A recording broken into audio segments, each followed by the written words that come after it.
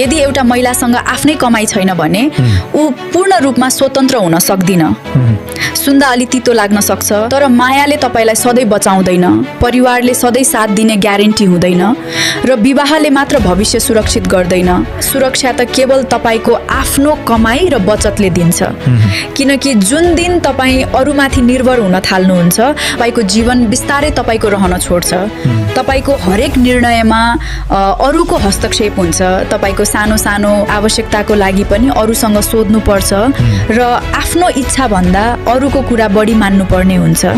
तपाईले नचाहँदै पनि धेरै कुराहरूमा सम्झौता गर्नुपर्ने हुन्छ र त्यस्ता ठाउँमा पनि चुपचाप सहनुपर्ने हुन्छ जहाँबाट तपाईँ धेरै अघि निस्किसक्नु पर्ने थियो।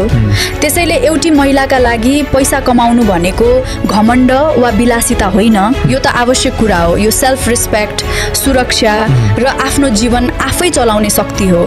त्यसैले सधैँ आत्मनिर्भर बन्ने हिम्मत गर्नुहोस्, आफ्नो एउटा परिचय बनाउनुहोस्, ताकि भोलि जीवनमा केही गरी सङ्कट आयो भने तपाईले अब म कहाँ जाउँ भनेर रुनु नपरोस्, बरु गर्वका साथ भन्न सक्नुहोस्, म सम्हालिन्छु र म आफै गर्न सक्छु।